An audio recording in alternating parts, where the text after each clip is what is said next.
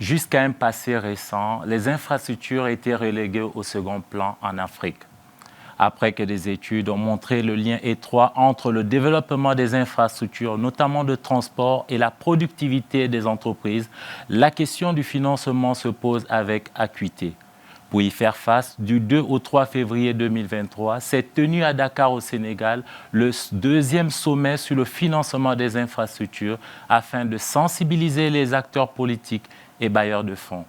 Il ressort de ce sommet que pour exploiter au mieux son potentiel économique, l'Afrique doit investir au moins 60 000 milliards de francs CFA dans les infrastructures. Mais qu'en est-il du Mali ? Dans quel état se trouvent les principales infrastructures du pays et comment sont-elles financées ? Infrastructures, facteurs de développement socio-économique, c'est le titre de cette émission. Le développement avec nos spécialistes, c'est juste après le générique.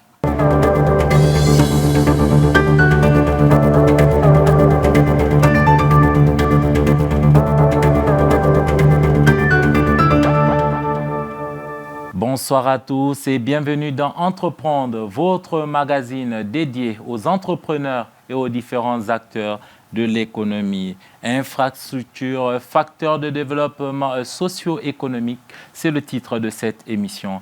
Avant d'en débattre, je vous laisse découvrir le portrait de notre invité principal.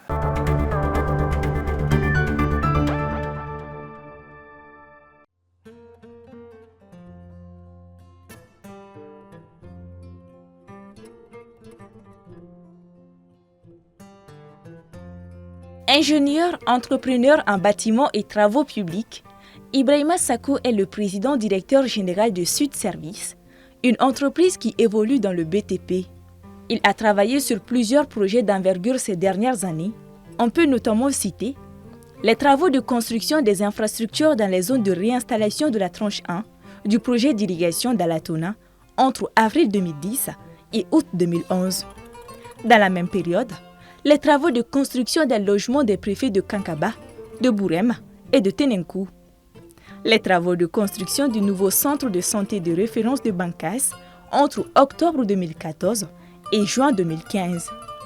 Plus récemment, c'est-à-dire en 2020, M. Sako a travaillé sur le projet de réhabilitation des infrastructures routières au sein des forces de sécurité intérieure à Bamako, Ségou et Kaya.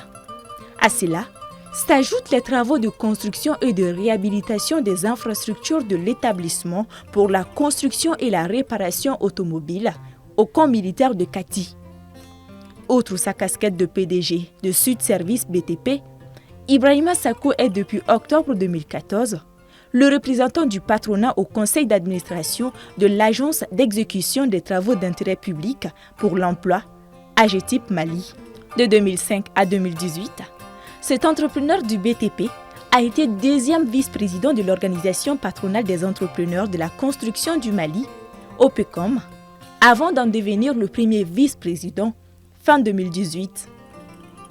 Suite à l'élection du nouveau président du Conseil national du patronat du Mali, en octobre 2022, Ibé Sako devient quatrième vice-président délégué au CNPM.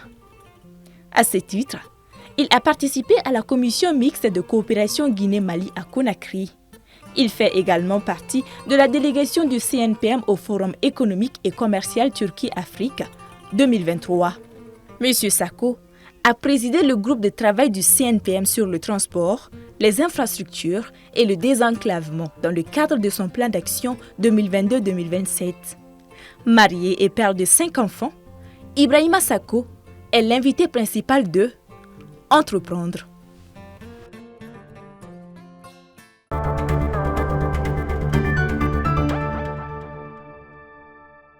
Vous l'avez compris, notre invité principal est un fin connaisseur du BTP. Il est le premier vice-président de l'Organisation patronale des entrepreneurs de la construction du Mali, vice-président délégué du CNPM. Monsieur Ibrahima Sako, bonsoir et merci d'avoir accepté notre invitation. Merci beaucoup, monsieur Amar. Vous êtes avant tout le président directeur général de Sud Service BTP. Sud Service BTP est une entreprise de construction générale. Elle intervient dans la construction des infrastructures routières, des bâtiments, des aménagements hydro-agricoles. Et, elle existe depuis déjà 1992 sous la forme d'un GIE. À la suite des réformes dans le secteur du BTP, elle s'est transformée en 2008 en société à responsabilité limitée. C'est vous qui avez présidé les travaux de groupe qui ont porté sur les infrastructures et ce dans le cadre du plan stratégique du CNPM. Oui, effectivement, les nouveaux statuts du CNPM prévoient à ce que le CNPM définisse 4 secteurs économiques chaque année, 4 secteurs d'activité économique. Et c'est dans ce cadre-là que le CNPM a jugé nécessaire de définir un certain nombre d'axes, parmi lesquels il y a les infrastructures de transport, il y a les ressources humaines, il y a l'énergie, il y a le financement, il y a la fiscalité. Tout ceci, ce sont des secteurs d'activité sans lesquels une économie ne peut pas être compétitive. Donc on a formé des groupes de travail pour pouvoir y réfléchir chacun dans un secteur d'activité. Et naturellement, on a confié le secteur des infrastructures de transport pour voir dans quelle mesure nous pouvons avoir des éléments de langage pour un plaidoyer afin que l'état des infrastructures dans notre pays puisse améliorer et par conséquent faire du Mali un pays attractif, un pays de destination pour les investisseurs. Justement, tout au long de cette émission, on tentera de savoir le fond de ce rapport en ce qui concerne les infrastructures de transport notamment. Mais avant, je vous invite à regarder ce grand angle qui va nous permettre de planter le décor sur notre thème.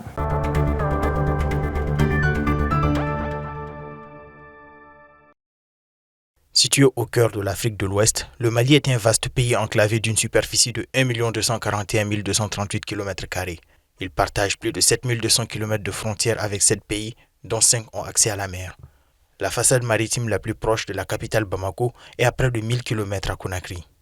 L'enclavement intérieur et extérieur du pays rend son développement socio-économique tributaire des infrastructures, notamment de transport international de marchandises.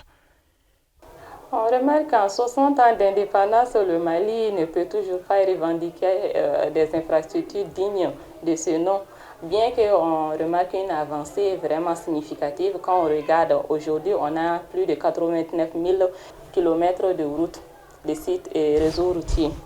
Il ne fait aucun doute que les infrastructures permettent à un pays comme le Mali d'être productif, de jouir d'une certaine qualité de vie et de connaître une progression économique en stimulant la croissance, en créant des emplois et en améliorant la productivité. Les infrastructures en tant que telles constituent d'abord le fondement et jouent un rôle crucial dans le développement économique d'un pays, en ce sens qu'ils contribuent au fonctionnement, même à la distribution, à la consommation et même à la production des biens et services.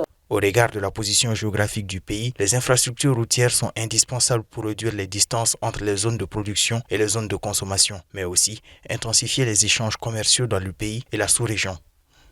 Long de plus de 89 000 km, le Mali enregistre plus d'un tiers du linéaire routier de la zone UEMOA. Ceci dit, près d'1 km sur 5 seulement est en bon état. Le reste est passable, voire mauvais, d'après le rapport 2023 du Conseil national du patronat sur les infrastructures. Une situation que confirment ces chauffeurs de transport en commun.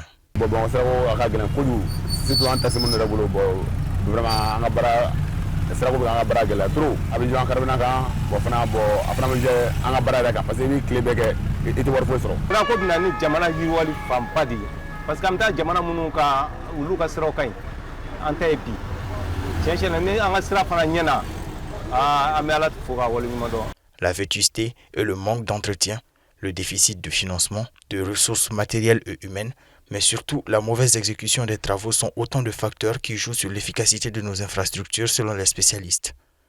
C'est dans ce contexte que le samedi 30 septembre 2023, lors de la 12e Assemblée générale statutaire de l'Organisation patronale des entrepreneurs de la construction du Mali, OPECOM en acronyme, la ministre des Transports et des Infrastructures a rappelé à l'ordre certains acteurs des BTP.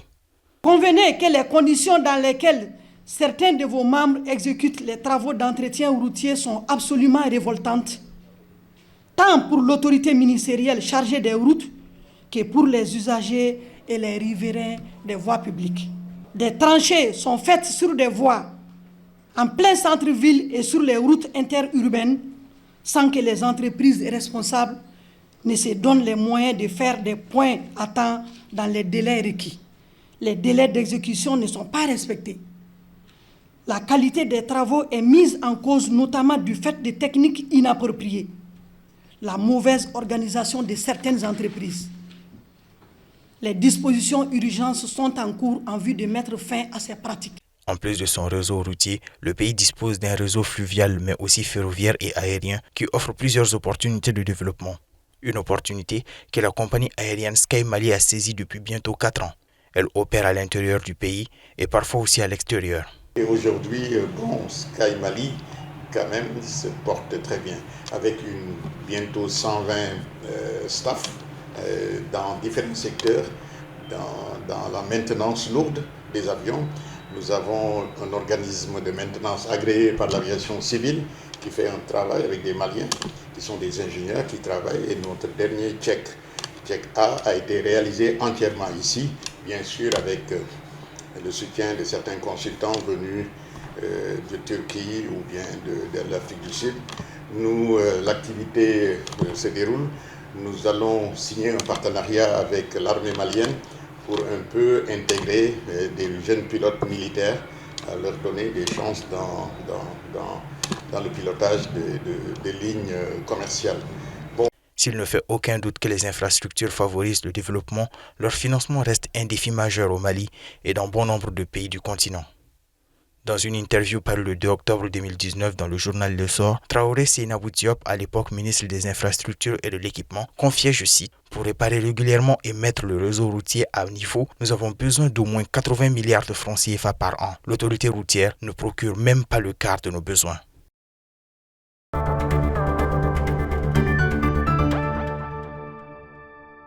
Les infrastructures jouent un rôle central dans l'économie du pays. Nous allons longuement en parler avec nos différents invités. J'ai le plaisir de recevoir donc 2 autres invités. Tout d'abord, Monsieur Arbokana Mega. Monsieur Mega, merci d'avoir accepté notre invitation. Merci. Vous êtes ingénieur conseil, directeur du bureau d'études et d'ingénierie Lobo Conseil.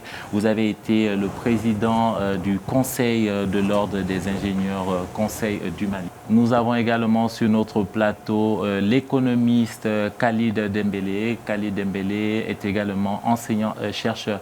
Merci monsieur d'avoir accepté notre invitation. Une question toute simple pour commencer. Je vais commencer par vous monsieur Mega. Quel regard portez-vous sur la question des infrastructures au Mali? Ok, merci. En introduction, je dirais que les infrastructures constituent un élément fondamental pour la croissance en termes économiques de développement d'un pays. Et cette faiblesse des infrastructures dans nos pays sont vraiment un frein à la croissance économique de nos pays. Selon la Banque mondiale, et par an, nous avons besoin de 10% au moins du PIB du Mali pour amorcer le développement. Et quand on regarde un peu, j'ai jeté un coup d'œil sur le plan d'investissement triennal. C'est à peu près ce qu'on doit investir par an, qu'on investit en 3 ans, un peu moins d'ailleurs. Puisque si on prend le PIB du Mali, c'est à peu près 14 000 milliards, selon la loi de finances. Et le plan triennal d'investissement fait 1100 ou 1200 milliards. Or, 10% au moins représente 1400 milliards. Donc, un peu moins de ce qu'il faut investir par an. Donc il y a un déficit de financement dans ce secteur. Un déficit énorme. Donc ça vous donne un peu le gap d'investissement. L'économiste va me compléter, il va donner plus d'informations par rapport à cela.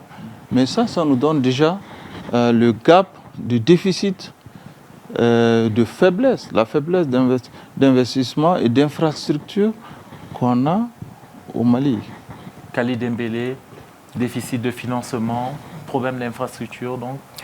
Un problème d'infrastructure, naturellement, déficit de financement, je pense que c'est un constat qui saute à l'œil. L'aîné a rappelé tout à l'heure certaines statistiques qui sont quand même un tout petit peu alarmantes. C'est la preuve qu'on n'a toujours pas compris certainement que les infrastructures sont des outils, on va dire, d'intégration économique, de développement économique, d'amélioration de la qualité de la vie. Il l'a rappelé, de croissance économique, pour ne pas dire simplement de bien-être économique de toute la société. Donc nous sommes face à des enjeux au jour d'aujourd'hui vis-à-vis de ce secteur d'infrastructures dans leur globalité qui demeure un manque, on va dire, criant en termes de santé, d'infrastructures sanitaires, en termes de routes, d'infrastructures de transport, mais aussi et surtout en termes d'éducation, d'infrastructures, d'accueil des étudiants à tous les niveaux, hein, primaire, secondaire comme le supérieur. Donc ça joue sur la dynamique économique, ça joue sur ce qu'on appelle l'intégration économique au niveau de la sous-région. Et peut-être qu'on aura l'occasion d'en parler. On va en parler tout à l'heure. On va voir un peu la place du Mali dans la sous-région en termes d'infrastructures, en termes de réseau routier. Justement, Monsieur Sakou, avant de vous donner la parole, je vous invite à regarder cette première infographie qui va nous amener à parler du réseau routier. En parlant du réseau routier, on a 89 024 km de linéaires routiers donc, dans le pays. Par rapport à la répartition, on a 44% de routes communales. On a 32% de routes locales, ce qu'on appelle les RL. On a 8% de routes régionales et 16% de routes nationales. On sait que de l'indépendance à nos jours, ce réseau routier, dit-on, en tout cas ce qu'on a pu voir dans le rapport que vous avez produit au niveau du CNTM, ce linéaire routier a été multiplié par 400, c'est bien cela? 500. Effectivement, nous avons 89 024 km de linéaire de route. Sur ce linéaire, on a seulement un quart, soit à peu près dans les 21 000 qui sont aménagés. Hein, et essentiellement les routes nationales qui sont aménagées. Et sur ces 21 000 km de routes aménagées, plus de la moitié se trouve en très mauvais état. Donc ça vous donne déjà une certaine cartographie. Mais il faut reconnaître quand même que les routes ont évolué en République du Mali, de l'indépendance à nos jours. Dans les années 1958, il n'y avait pas de route dans le pays. Et aujourd'hui, on a quand même un réseau routier assez vaste. Mais quand même, malgré ce bond d'à peu près 500% entre les indépendances et aujourd'hui du linéaire du réseau routier aménagé, il faut reconnaître que les efforts consentis restent largement insuffisants. Insuffisants par rapport aux enjeux démographiques, par rapport aux enjeux territoriaux, par rapport aux enjeux sociaux.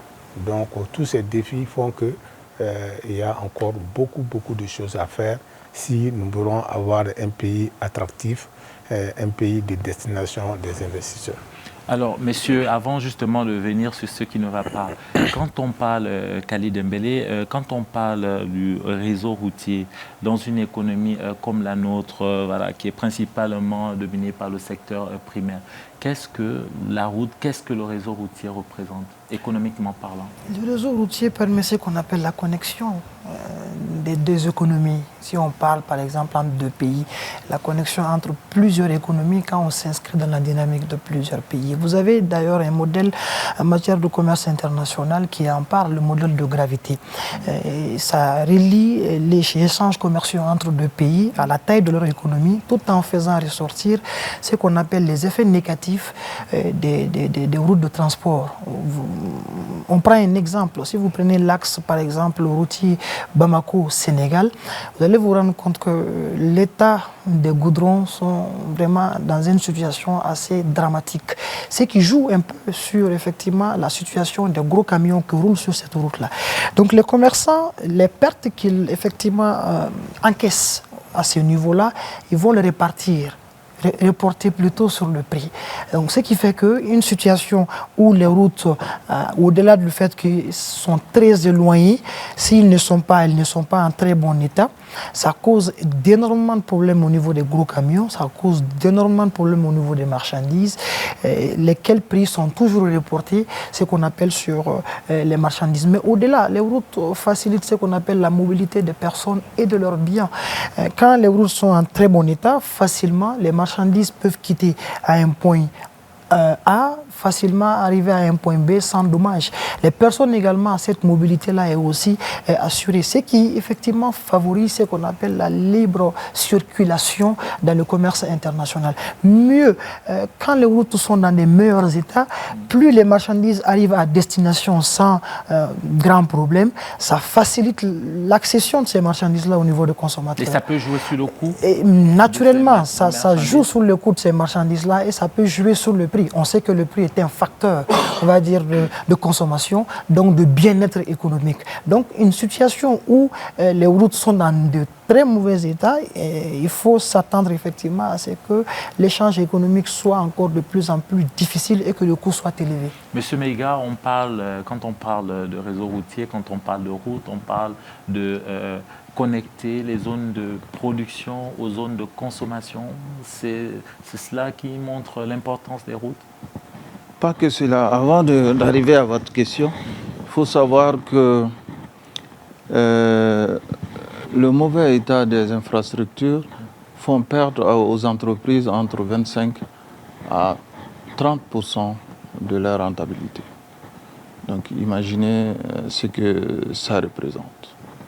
Comme l'a dit l'économiste, ce n'est pas seulement les pertes de temps. Non seulement le pauvre paye plus, mais les entreprises aussi perdent énormément. Comment ces entreprises perdent justement? En termes de gains, ils perdent. Je vous donne un exemple. Vous avez 2 camions qui font l'axe Bamako-Dakar. Si la route n'est pas bonne, là où il faut faire 2 jours, vous allez faire 1 semaine. Donc vous payez 1 semaine de frais à votre chauffeur. Et la route n'est pas bonne, le camion en prend un coup. Soit c'est les pneus qui pètent, ou c'est la suspension qui en prend un coup. Donc, au lieu d'entretenir chaque mois votre camion, vous êtes obligé de l'entretenir chaque semaine. Et à de gros frais. Donc, vous voyez les pertes que ça peut engendrer. Et la fatigue aussi des chauffeurs et des apprentis qui peut engendrer des accidents et qui sont des coûts énormes pour la société. On va voir cette autre infographie qui va justement, M. Sako, nous permettre de revenir un peu sur ce que vous venez de dire.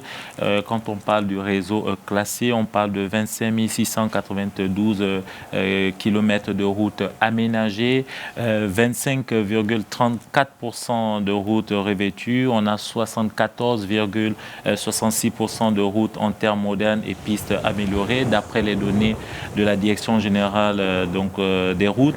Qu'est-ce qui entraîne ce mauvais état de route? J'ai cru comprendre que les chauffeurs aussi ont une part de responsabilité, mais aussi ceux qui construisent ces routes qui parfois n'utiliseraient pas les bons matériaux, comme l'a rappelé d'ailleurs Madame la ministre qu'on a écouté à l'instant, M. Sako. Le très mauvais état des routes dans notre pays s'explique de plusieurs façons. Évidemment, nous sommes les constructeurs.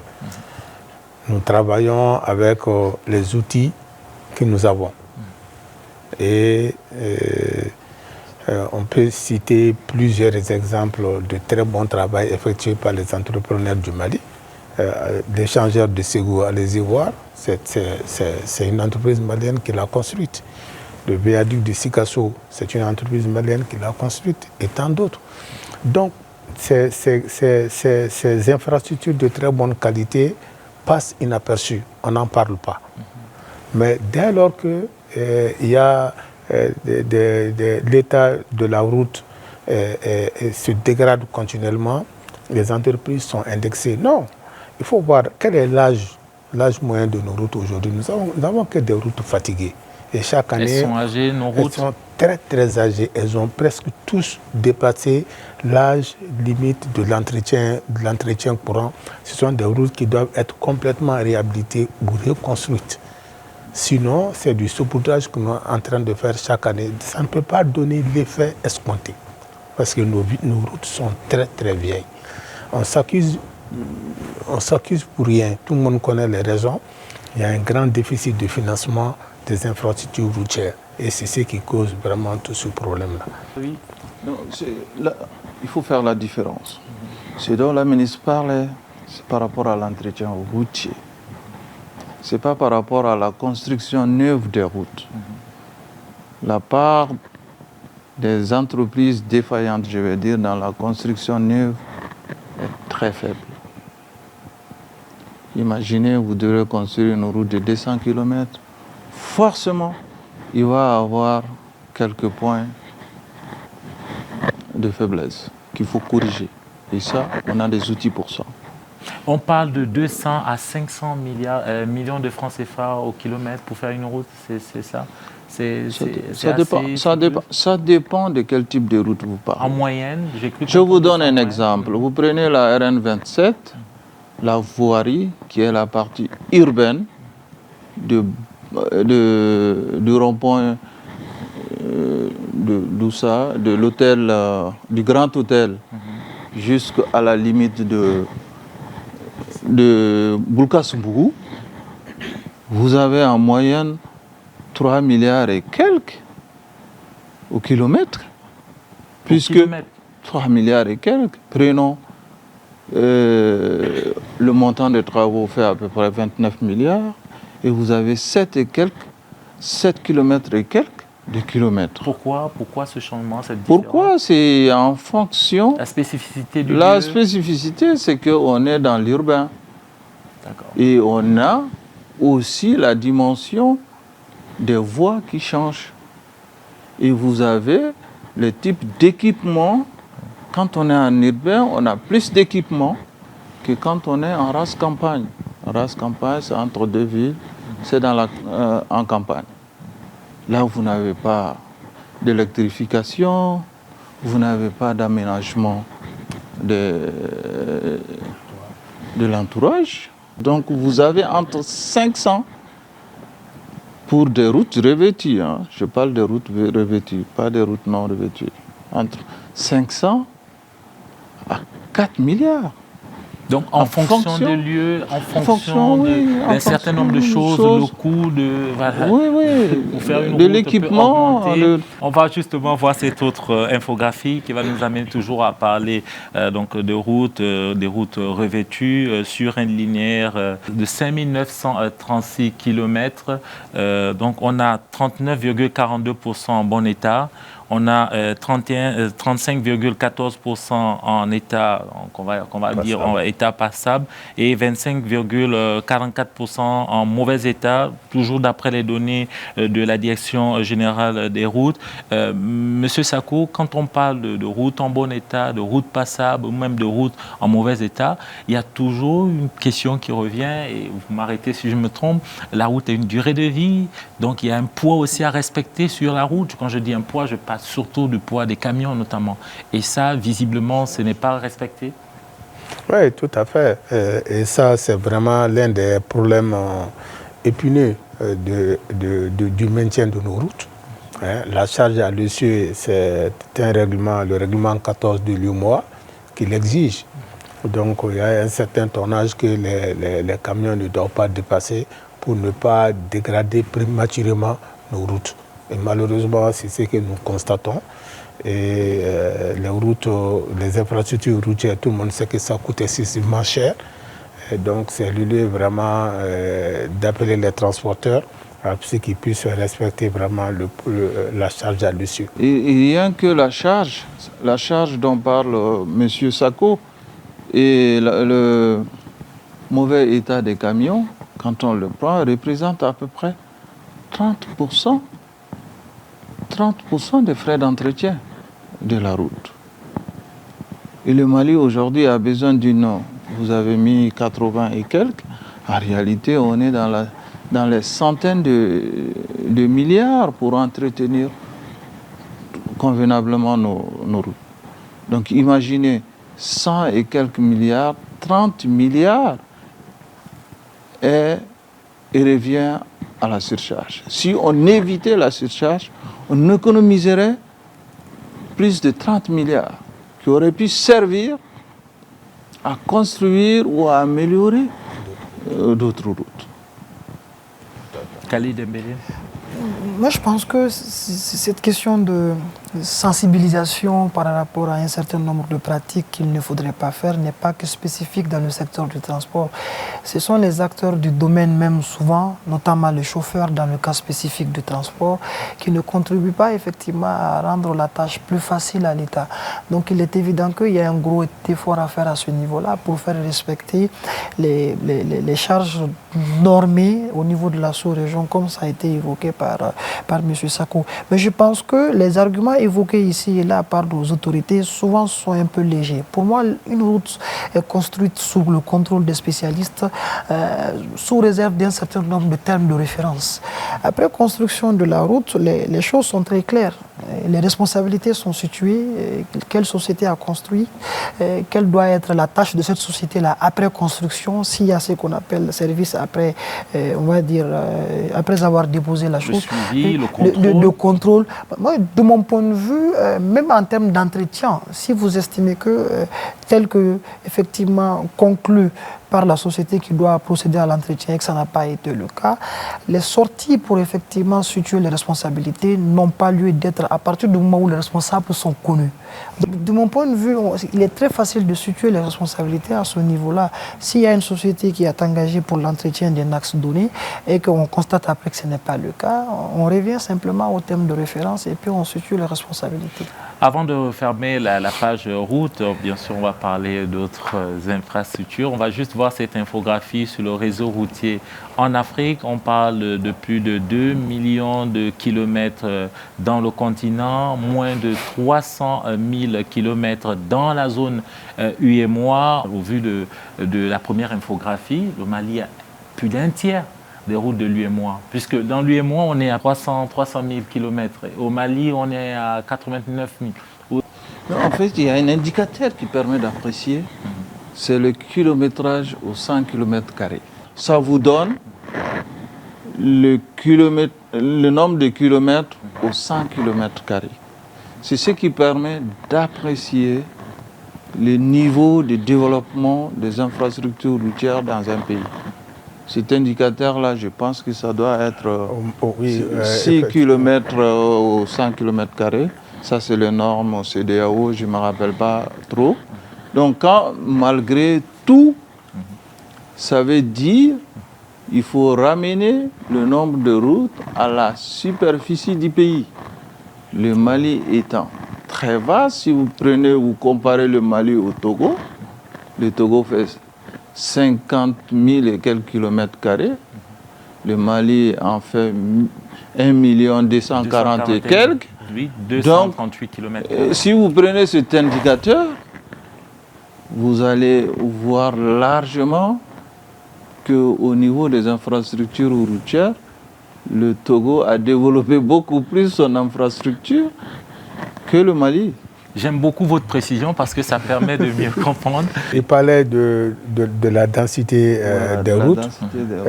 Il faut remarquer que, on l'a dit dans le rapport, au Mali ici, on est à 1,8 km sur 100 km².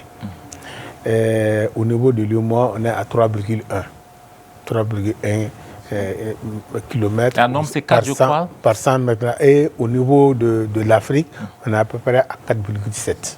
Donc vous voyez déjà que le Mali n'est pas du tout la meilleure école ou bien le meilleur cas d'école dans ça, 1,8 contre 4,7 en moyenne pour toute l'Afrique. On est vraiment très loin du compte. Donc c'est dû au fait que le pays il est vraiment très très vaste et les infrastructures que nous avons ne sont pas à mesure de propulser l'attractivité et l'économie de notre pays. Khalid Dembélé, l'UEMOA est à moins de 10% de routes bitumées ou revêtues. ce n'est pas de nature à favoriser les échanges quand même. Absolument. Ça pose un frein à l'un des objectifs d'ailleurs d'être dans une union. L'union a pour essence de permettre aux États, aux économies de s'intégrer très facilement. Face à une situation, on va dire, très critique des routes des pays de cette zone-là, ça pose un problème. Et c'est d'ailleurs pourquoi ça renforce déjà les statistiques qu'on peut constater au niveau des échanges intra-UEMOA.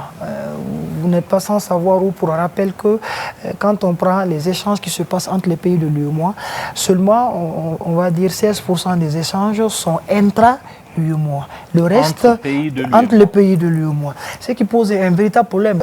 C'est vrai que la structure même de nos économies ne favorise pas aussi cela, puisque nous avons la plupart du temps des économies qui ne sont qu'à leur phase d'insertion primaire, des économies qui ne produisent qu'en leur grande majorité des matières primaires, ils n'ont pas encore commencé de véritables transformations. Donc toutes ces questions-là, de mon point de vue, sont imbriquées. La question du développement des infrastructures, la question de la transformation même de la structure de l'économie dans sa globalité sur le plan macroéconomique, de mon point de vue, vont ensemble. Donc aujourd'hui, je pense que c'est avant tout, peut-être qu'on va y arriver, la culture économique dans la sphère politico-étatique qui est questionnée. En fait, quelle vision, quelle stratégie, quelle dynamique il faut propulser pour permettre à ces routes-là de se développer, mais aussi et surtout à l'économie dans sa globalité de se transformer. Tout à l'heure, en parlant de routes, vous avez souligné le fait qu'il y a un déficit de financement clairement. Je vous invite à suivre ce point de vue qui nous en parle également.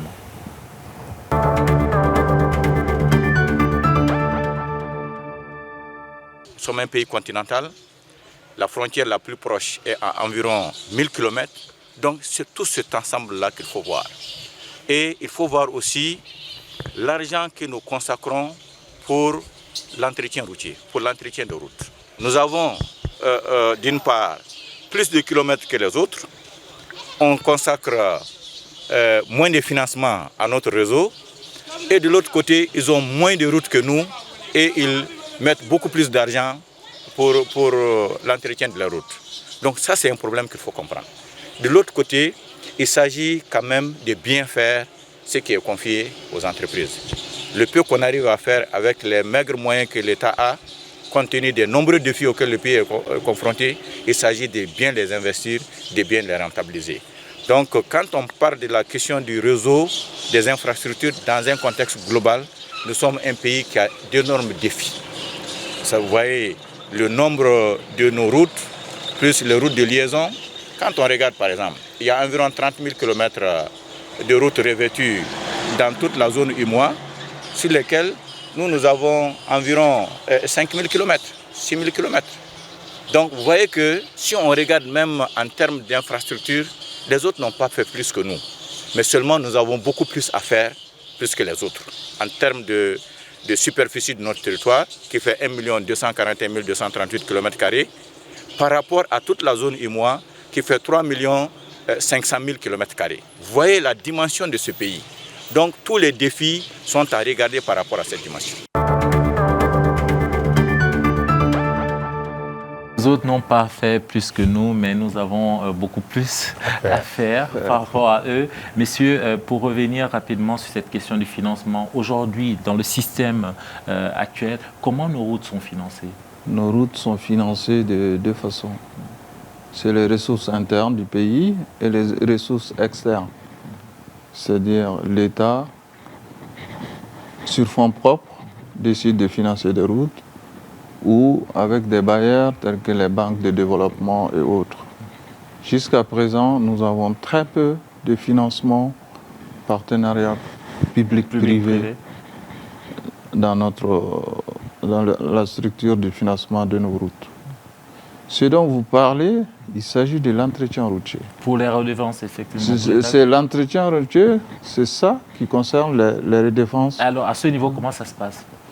À ce niveau, comment ça se passe? C'est-à-dire, l'État reverse au fonds d'entretien routier une redevance sur les produits pétroliers. J'ai cru comprendre que c'est 6 francs pour le gasoil, par litre de gasoil, et 17 francs par litre d'essence.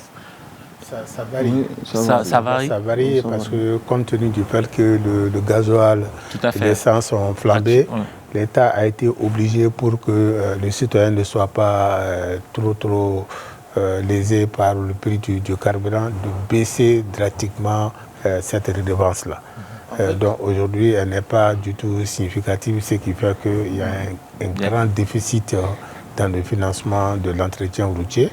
Et les journées nationales des routes qui s'est passée la semaine dernière à Ségou ont révélé que pour l'année 2024, on aura besoin de 90 milliards pour pouvoir entretenir des routes.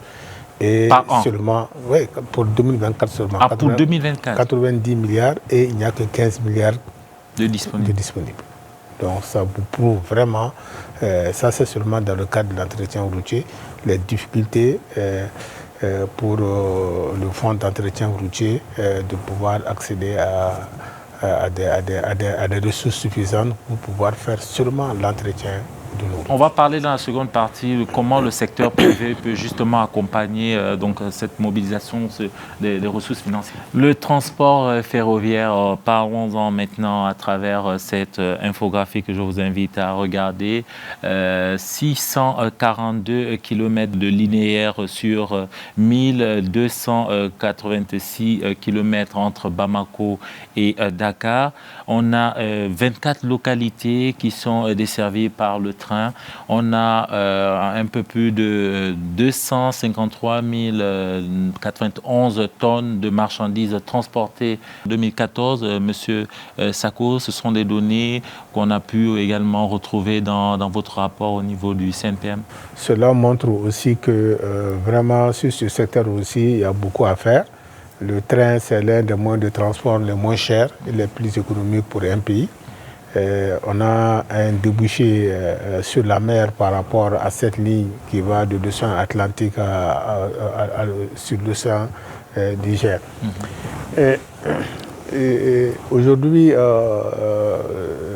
ce trafic-là, il n'y a même plus de trafic marchandises. C'est seulement ces derniers temps, le train s'arrête à Diboli, c'est uniquement à Caille, c'est uniquement le trafic voyageur.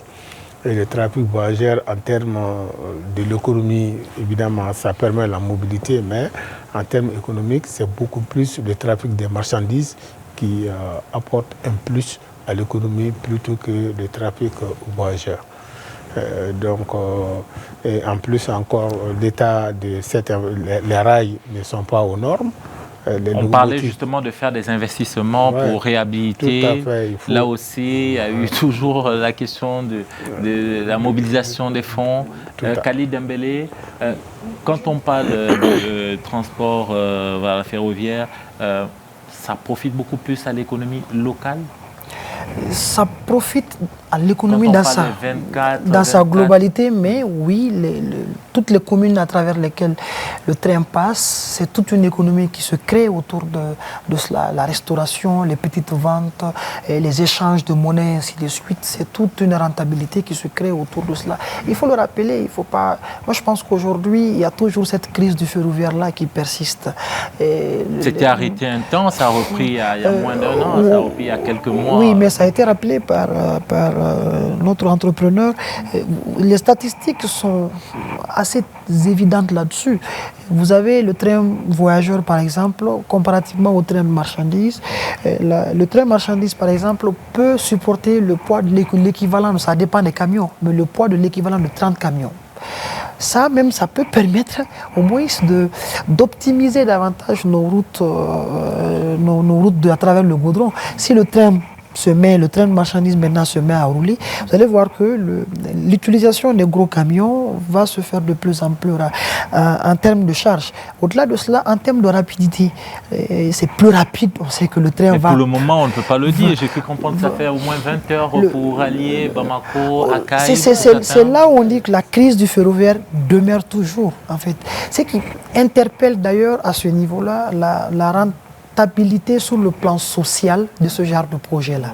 Et aujourd'hui, il faut le reconnaître, tel que dessiné ainsi, ce sont des petites mesures qui ne profitent pas, comme on le souhaite, à la dynamique même de l'activité économique. Si on veut booster le secteur, si on veut stimuler les activités dans ce domaine-là, moi je pense qu'il faut aller beaucoup plus... C'est l'un des plus anciens modes de transport au Mali. À ce stade, le ferroviaire a plus une fonction sociale qu'économique. C'est beaucoup plus symbolique. Pour le moment, on ne peut pas le considérer comme un facteur économique à ce stade. Or, vous avez d'ailleurs un prix Nobel en économie, Maurice Allais, en 1988, et qui, durant ses travaux, ont démontré qu'on peut, à travers ça, le secteur ferroviaire, atteindre dans le secteur du transport ce qu'on appelle la théorie de l'efficacité maximale. Qu'on peut arriver à un niveau où les populations d'une localité seront satisfaites en matière de transport, en matière d'acheminement de marchandises. Monsieur Sako, si c'est bien géré. On parlait justement de faire la route, enfin de faire la ligne ferroviaire entre Bamako et Dakar. Il me semble que du côté de Dakar, les choses avancent. Nous, on n'a pas encore réussi à mobiliser les fonds à ce niveau.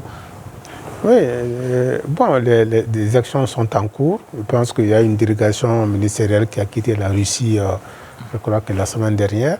Et la question de... C'est vrai qu'il y a plusieurs projets en coopération avec la Russie autour pour la reprise complète de ces voies de chemin de fer et la fourniture également d'autres locomotives pour pouvoir vraiment donner toute la place du transport ferroviaire dans notre pays. Bon, il y a plusieurs projets qui ont été faits depuis l'indépendance. Depuis l'indépendance, on parle de la ligne Conakry-Bamako. Ça ne s'est jamais réalisé. Il y a aussi la boucle du Niger qui en principe doit relier le Mali, la Côte d'Ivoire, le Burkina, jusqu'au Bénin. Jusqu'au Bénin. Bon, tout ça, ce sont des projets qui sont là, mais malheureusement pour lesquels on ne voit pas de début. Nous marquons une courte pause et on se retrouve dans une poignée de secondes.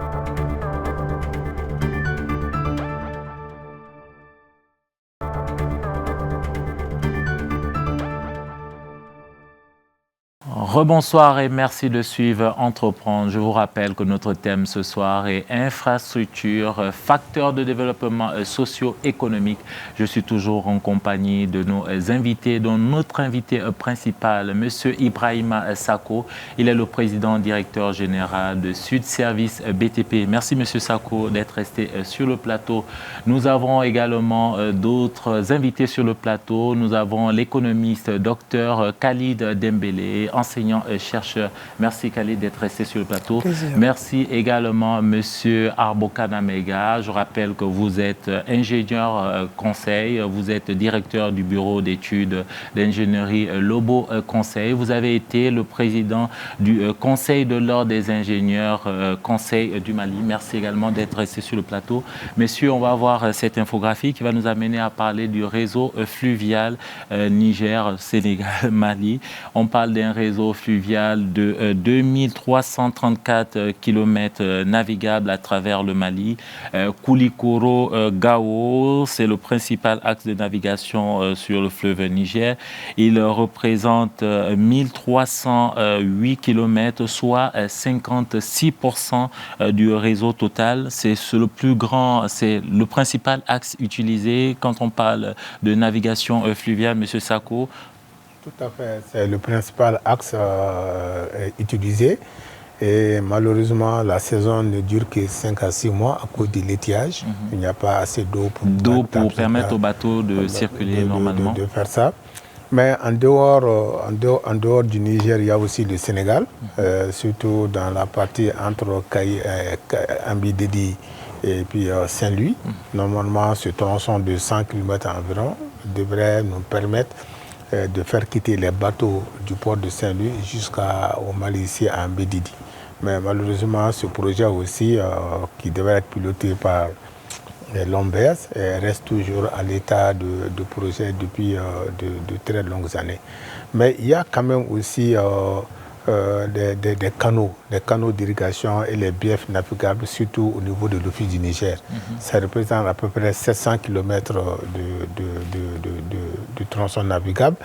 Et franchement, c'est déplorable que la Comanaf actuellement, qui est la compagnie étatique de transport fluvial, n'ait jusqu'à présent pas essayé d'exploiter ce grand linéaire-là de 700 et quelques kilomètres de trucs navigables. On pourrait mettre sur ces biefs-là des bateaux légers à tirant faible et qui pourraient transporter les produits, parce que Ségou, quand même, c'est une zone risicole très dense, donc ça pourra faciliter l'évacuation des produits agricoles des zones de production vers les zones de consommation. Vous parlez justement de la flotte de la compagnie malienne de navigation fluviale. Je vous invite à regarder cette infographie. Après, je vous donne la parole, messieurs. On parle d'une flotte de 3 bateaux courriers, un pétrolier, une remorque, un pousseur, 18 barges. Mais l'âge, quand on regarde l'âge de cette flotte, on parle d'une moyenne d'âge de 43 ans pour la flotte. Ce n'est pas de nature justement à dynamiser ce secteur, Khalid Dembélé? Moi, je pense que quand vous regardez ça, ça nous renvoie à la problématique de comment réallouer le budget, comment faire en sorte qu'on puisse développer des secteurs pareils. À travers la mer, on peut effectivement, ou à travers l'eau, autant pour moi et les fleuves, on peut effectivement avoir beaucoup d'argent en termes d'économie. Comment mieux exploiter, comment augmenter la capacité de ces sociétés-là, amener un dispositif de gestion axé sur la rentabilité, en faire une société qui effectivement transporte des marchandises, parce que je vois ici de 10 à 12 000 passagers transportés, mais quand vous montez en haut, 0,1% à 0,32 part des marchandises transportées. Donc je pense, je ne crains que... C'est très faible. Voilà, c'est minuscule. De 0 à 3, c'est très minuscule. Et tout ça, ce sont des alternatives pour permettre au moins à nos routes de durer davantage si on arrive à transporter certaines marchandises à travers le fleuve. Monsieur Mega, quand on regarde cette infographie, on comprend qu'il y a la place à prendre dans ce secteur de la navigation fluviale. Sauf que quand on regarde, c'est le secteur informel, je ne l'ai pas précisé, je vous donne la parole tout à l'heure, c'est le secteur informel qui domine ce secteur, puisque c'est le secteur informel qui transporte 2 à 3 fois plus de marchandises que le secteur. À travers les pirogues et les pinasses. Non, moi je pense que par rapport au domaine fluvial, c'est vraiment un domaine à développer. On est encore au balbutiement à ce niveau-là. Donc c'est un secteur carrément à développer. Mais c'est un secteur qui demande des moyens. Est-ce que le fait que l'étiage soit sur 5 à 6 mois, ça aussi, ce n'est pas de nature, j'imagine, à motiver les entrepreneurs dans ce secteur quand vous ne devez travailler que la moitié de l'année, ça doit être difficile? Oui, ça dit qu'il y a des solutions techniques pour que ça puisse durer, si ça peut même, sinon même toute l'année. Donc il faut entretenir, il faut faire des dragages, il faut curer, il faut trouver les moyens nécessaires pour que l'eau puisse rester dans le chenal navigable pendant une très bonne partie de l'année. Les pinasses, l'étude que nous avons empruntée a montré que le transport des marchandises à travers les pinasses là, c'est à peu près environ plus de 100 000 tonnes de transportées par an. Et alors que la Comanaf ne fait que 0,1 à 0,3% de cette manne à transporter. Donc c'est vraiment un côté qu'il faut vraiment regarder parce que le transport fluvial est extrêmement important dans l'économie d'un pays. On va parler cette fois-ci de transport aérien, 26 aéroports et aérodromes, dont 6 d'envergure internationale. 15 compagnies environ relient le pays à une vingtaine de destinations. Le trafic interne représente moins de 5% du trafic total du pays en moyenne annuelle. Monsieur Sakou. Tout à fait. Les 6 aéroports d'envergure internationale, c'est l'aéroport de Kaï-Dagdag, l'aéroport Bamako, c'est nous d'abord, Kaï-Dagdag, Mopti Ambidio, et puis Gao Kourousso, et puis Tombouctou, l'aéroport de Tombouctou. Donc ce sont les 6 aéroports d'envergure internationale.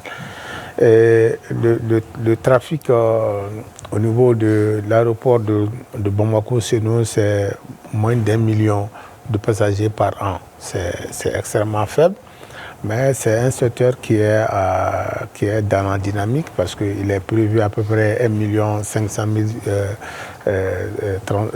de trafic passagers au niveau de l'aéroport de Senou d'ici 2040.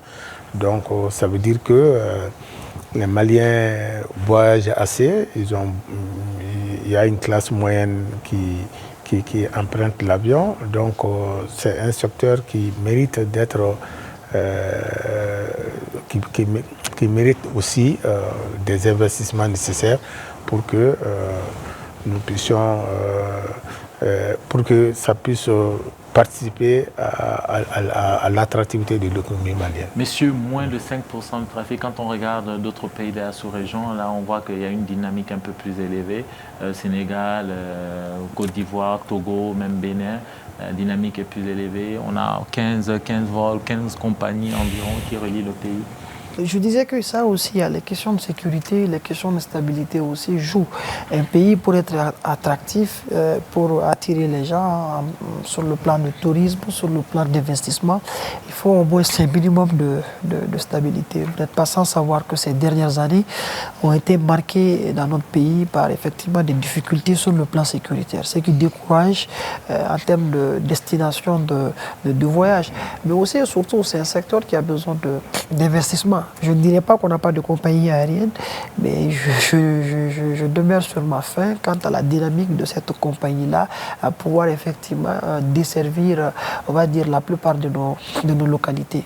Et en termes de formation, en termes de disponibilité d'avions, en termes de personnel, donc je pense qu'il y a également un réel défi à ce niveau-là à relever. Aujourd'hui, nous, on n'a pas de compagnie nationale, contrairement il y a quelques années où on avait Air Mali, qui était une compagnie nationale. On a une compagnie aujourd'hui, sans leur faire de la publicité, Sky Mali. On a même entendu le directeur général dans le reportage qui dit que les choses se passent plutôt bien, même si elles auraient pu être mieux. Et pour développer un secteur, a-t-on besoin de compagnies nationales? Ça, c'est la question que je me pose. Et je ne pense pas que la solution passe par là. Il faut développer le secteur, il faut faire en sorte que ça soit attractif.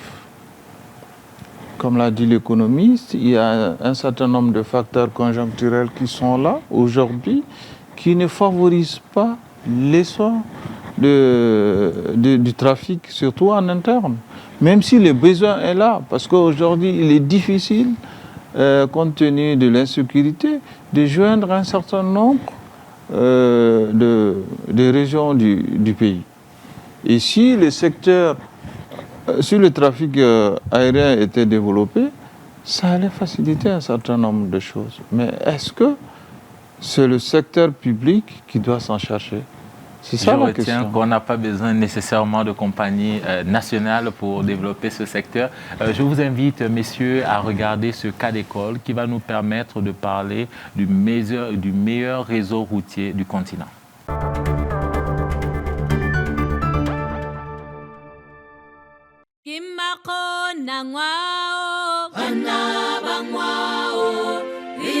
Situé en Afrique australe, entre l'Angola, l'Afrique du Sud, le Botswana, la Zambie et l'océan Atlantique, la Namibie est le pays qui compte les meilleures infrastructures routières en Afrique, d'après le classement annuel du Forum économique mondial. Pour la 4e année de suite, en 2019, cette ancienne colonie allemande a conforté sa première place devant l'Égypte, le Rwanda, le Maroc, l'île Maurice et l'Afrique du Sud. Sur une notation de 1 à 7, la Namibie a obtenu 5,3 contre 5,1 en 2018, ce qui lui permet sur le plan mondial d'être dans la catégorie très fermée des pays tels que la Finlande, l'Allemagne, la Malaisie et la Suède. De 28e mondial en 2018, les Namibiens ont décroché en 2019 la 21e place. Selon la Roads Authority chargée de la gestion des routes du pays, la Namibie doit ses performances à la politique de gestion du réseau routier initiée dès l'accession au pays à la souveraineté internationale. C'est dans ce contexte qu'une politique d'entretien continu des routes existantes a été mise en place, de même que l'achèvement de nouvelles routes et la construction en cours de grands projets d'immobilisation. Pour mieux désenclaver des régions du Nord, qui compte à elle seule près de 45% de la population nationale. Le 6 mai 2021, des travaux routiers ont été lancés à hauteur de 3 milliards de francs CFA par les autorités pour renforcer les liens commerciaux avec l'Angola voisin. Lors de la livraison en 2022, les autorités ont indiqué que ces nouvelles routes vont permettre d'augmenter les transports publics, réduire le coût du transport, faciliter les échanges commerciaux et réduire la pauvreté.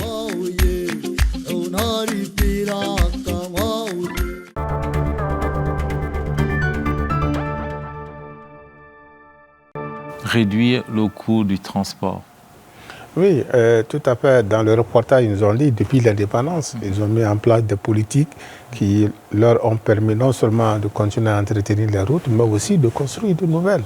Bon, alors, donc, c'est ce qui leur amène aujourd'hui à ce résultat.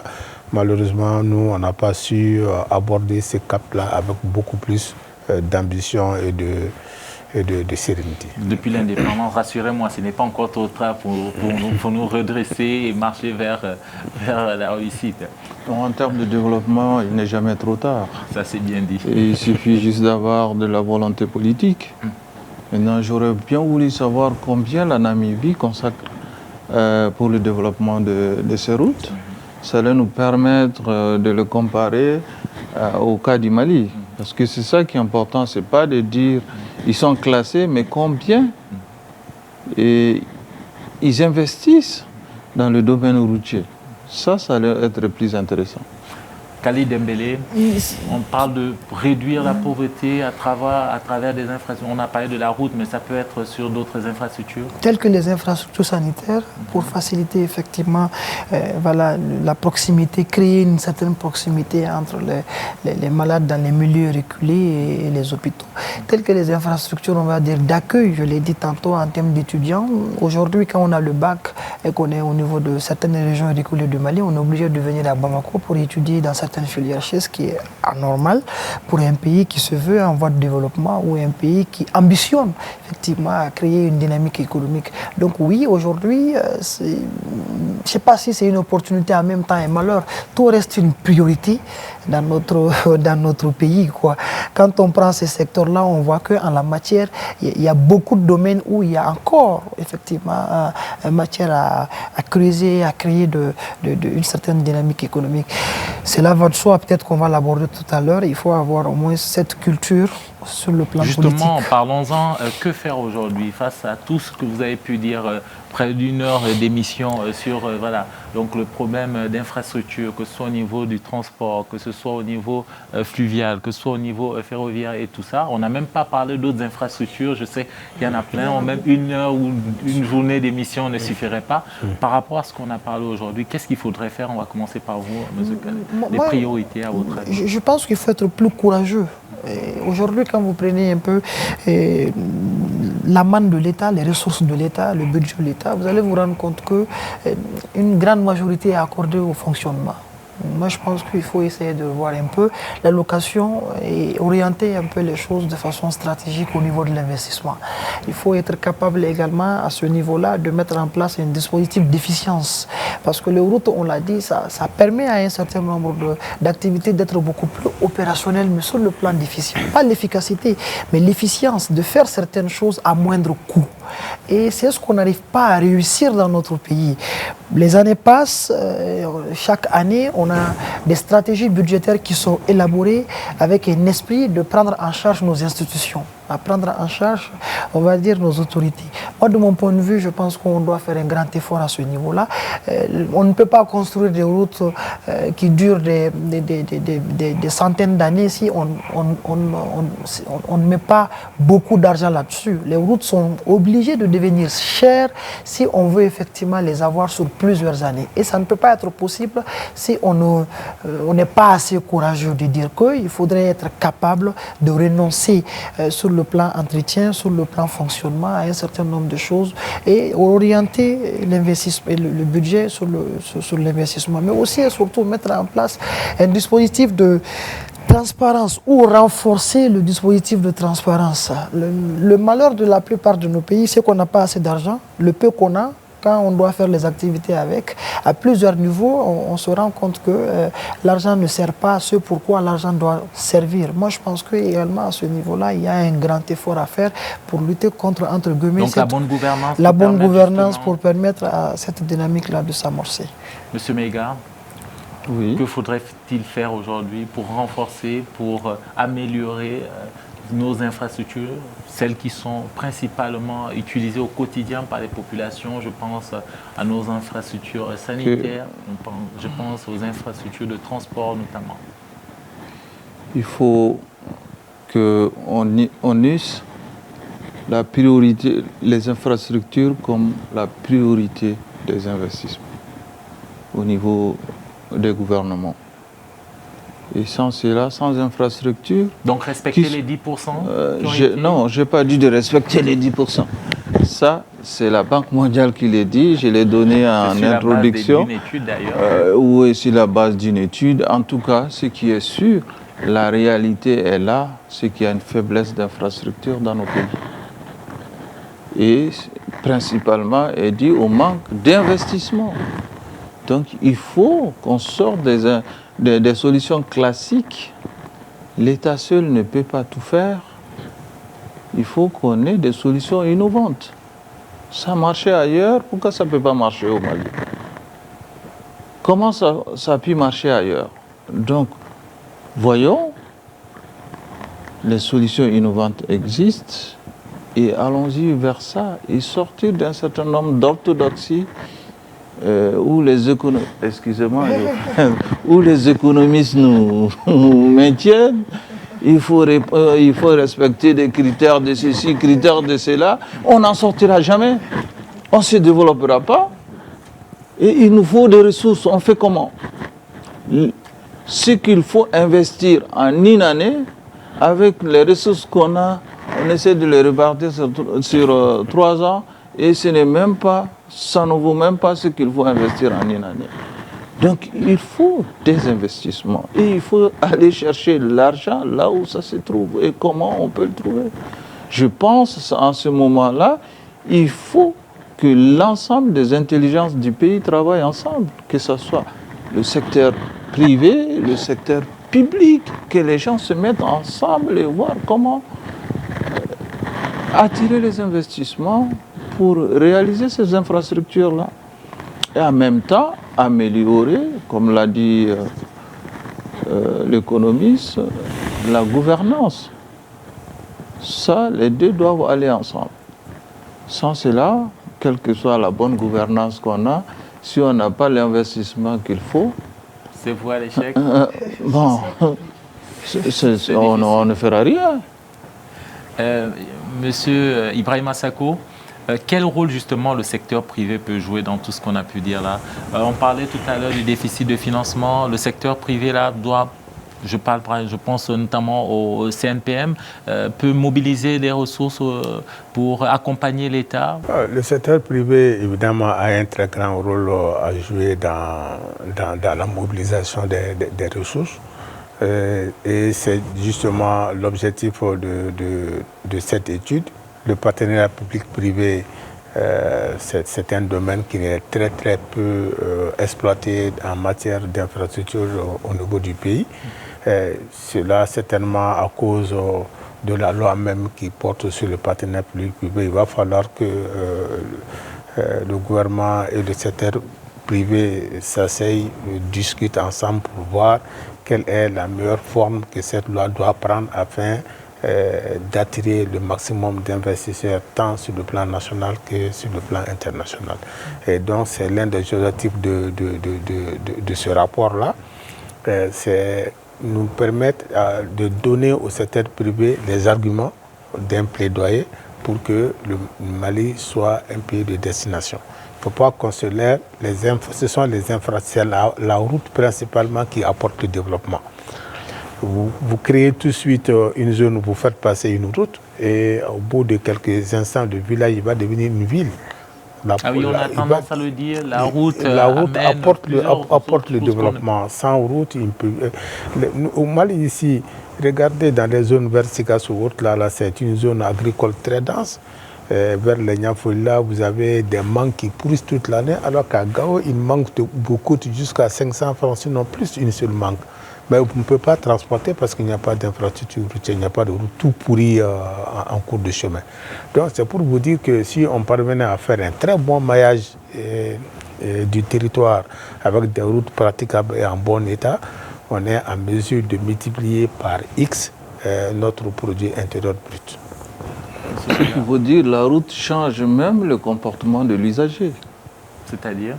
Quand vous quittez chez vous pour venir ici, vous avez tendance à prendre les bonnes routes. Hein? Effectivement. N'est-ce pas? Oui. Donc on peut même faire un détour parce qu'on veut prendre la bonne route plutôt que la mauvaise route qui nous... Voilà. D'accord. Donc vous voyez, ça change même le comportement de l'usager, au-delà de l'aspect économique. Monsieur Sako, pour terminer cette émission, donc qu'est-ce que le CNPM, le Conseil national du patronat, compte faire de son rapport, de son plan stratégique, faire un plaidoyer? Bon, on a des phases qu'on va suivre. D'abord, le premier, c'était la présentation. Après cette présentation, on compte organiser des ateliers avec le secteur public pour qu'ensemble, nous puissions regarder. Il y a à peu près, en tout cas en ce qui concerne le secteur des infrastructures routières, il y a à peu près une 35 recommandations qui ont été faites dans les différents secteurs-là. Voir dans ces recommandations-là, nous entendre avec le gouvernement sur les actions prioritaires à entreprendre pour que nous puissions vraiment changer un peu la face du secteur des transports et des infrastructures dans notre pays. Infrastructure, facteur de développement socio-économique, c'était le thème de cette émission. Merci Khalid Dembélé d'être venu sur le plateau. Je rappelle que vous êtes économiste, enseignant et chercheur. Merci Monsieur Arbokana Meiga. Je rappelle que vous êtes ingénieur conseil. Vous êtes le directeur du bureau d'études d'ingénierie Lobo Conseil. Vous avez été le président du Conseil de l'Ordre des ingénieurs conseils du Mali. Merci Monsieur Ibrahima Sako. Je rappelle que vous êtes entrepreneur dans le BTP. Vous êtes le président directeur général de Sud Service BTP. Vous êtes vice-président délégué au CNPM. Vous êtes le premier vice-président de l'OPECOM, organisation patronale des entrepreneurs de la construction du Mali. Merci à vous, chers téléspectateurs, de nous avoir suivis et à très bientôt sur TMA.